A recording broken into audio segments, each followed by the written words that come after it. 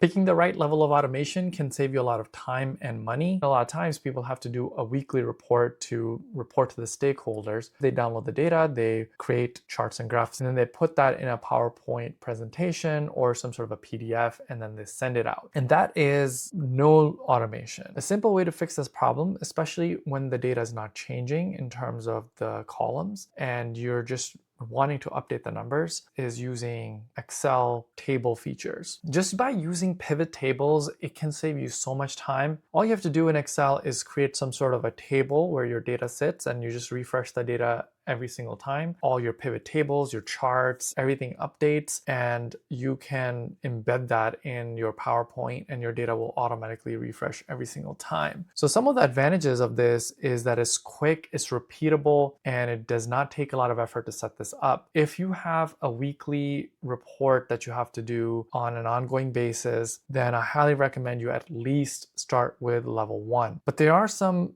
limitations to this, and because there's still some manual effort involved, there can be some errors. So what about level 2? If you've ever had to merge data from multiple places, you know that you can't get away from VLOOKUPs in Excel. But VLOOKUPs have a lot of limitations, especially if you have to do this over and over. There can be a lot of errors that can happen.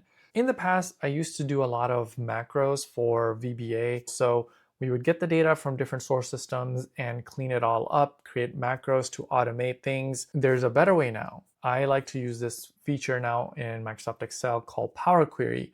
So using something like Power Query can save you so much time and effort. This is actually a really cool option because this lets you do automations, especially if you have to download some data and you're deleting a bunch of columns, you're cleaning things up. There's a lot of transformations that you're doing to the data before you can even get to the reporting part. Then this option is a great way to do some basic data engineering. I'm actually doing this for one of my clients right now, where we are pulling 7,000 rows and 50 different columns from different source systems, and we have to merge things together and clean up that data before we can populate this in our final target system. I'm setting up different reports that all I have to do is drop my Excel or a CSV file into a folder and just hit refresh. And because it remembers all those transformation steps and calculations, it cuts a lot of manual effort that I have had to do every single time. All these steps I don't have to do anymore. And it just repeats those steps, cleans up my data, outputs this nice Excel files that I can just take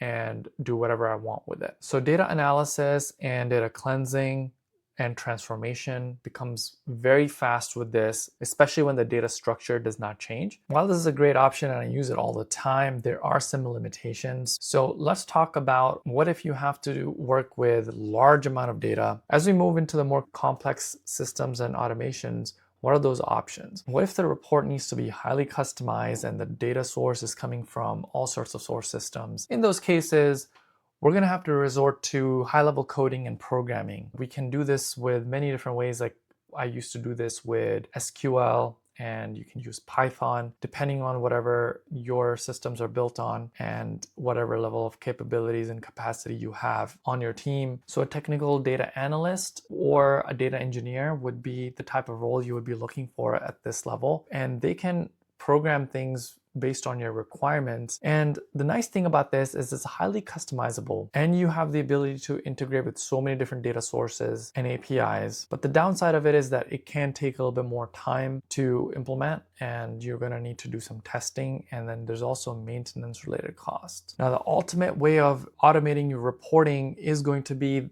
some sort of a BI tool and automated reporting system where it comes in from multiple source systems and then it can transform your data. The best thing about this part is that you're going to be storing your data in some sort of a database. If your source system changes, then you're not going to lose that data. As you become a bigger company or a bigger team with more resources, this is an option that is going to be crucial. The types of tools that are used at this level are going to be like Tableau and Power BI and maybe even Google Looker. There are lots of other third-party tools out there as well that you can integrate into and put on top of your data source. So that is a good part. You can mix and match things. A lot of clients move to this option when they need the data and key metrics calculated at summary level every single day.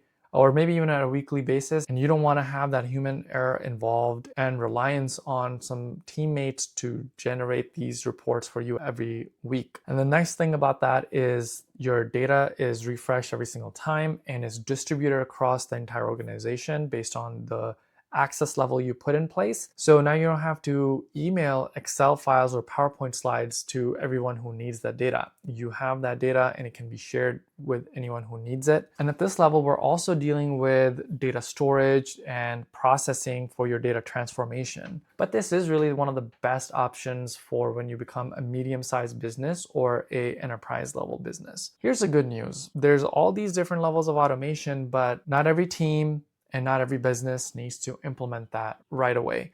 So let me give you some recommendations on what I do with my clients and what level of automation that I put in place. My recommendation for most businesses to be at least at level 1 or level 2. Level 3 and 4 are definitely more time intensive and require a lot of resources to put in place. If your data changes frequently and the decision makers need to see it very quickly, then you'd want to do into level 3 and level 4. Also, if there's a large amount of data and the transformations just take a long time to do, and that's probably another reason when you're going to be on level 3 or level 4. Finally, when a lot of people need to interact with the data, that's when level 4 is the best option. You can see how the data changes with different filters. You can really drill down into different parts of your business and gain some insights that otherwise you might not be able to do as easily. If you want to start using your data at your company in a much better and organized way, then definitely check out this video next.